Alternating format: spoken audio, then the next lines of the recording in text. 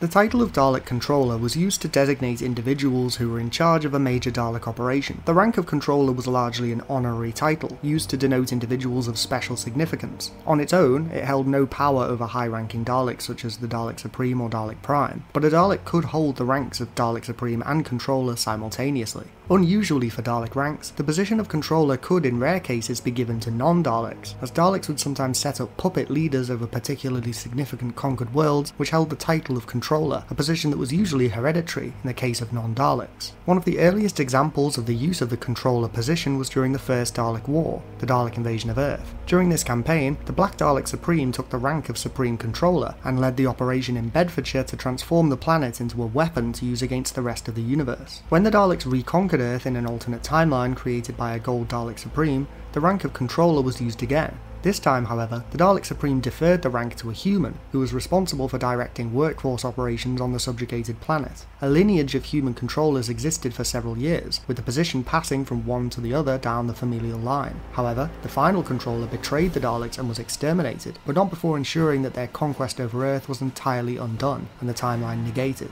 One of the most prominent Dalek controllers in their history was the Time Controller, who was given considerable authority over Dalek operations and acted as a chief advisor to the Dalek Emperor. However, during the Eminence War, the Time Controller was excised from the Dalek timeline and set up its own rogue faction with help from the Master, and was replaced in the standard Dalek hierarchy with the Dalek Time Strategist once the Time War began. Following the Time War, the Cult of Skaro planned to establish a controller of the new human Dalek race after being stranded in New York in the 1930s. Dalek Sec fused with a human to create the first human-Dalek hybrid, and planned to take the rank of Controller when the human-Dalek race was born. However, the other members of the cult decided that Dalek Sec's plan was intolerable, as it contradicted the Dalek imperative that Daleks were supreme and that they should remain pure. Dalek Khan took up leadership of the cult, even donning the original voice of Dalek Sec to secure his role as commander, and ordered that Dalek Sec be imprisoned. When the army of human Daleks was prepared, Khan declared himself Controller, which angered Dalek Sec, who had now been chained to a wall and was subsequently declared unfit by Dalek Faye due to his pacifistic ideals. Khan was connected to the Daleks' military computer, but his reign of terror was short-lived. The human-Dalek hybrids refused to obey their master's commands and turned on Daleks Thay and Jast, destroying them in a firefight after Dalek Sec was accidentally exterminated.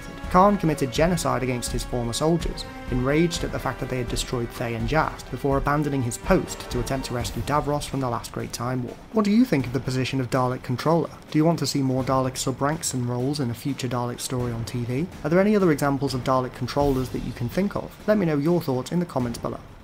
Don't forget to click below to subscribe to Dalek Bumps.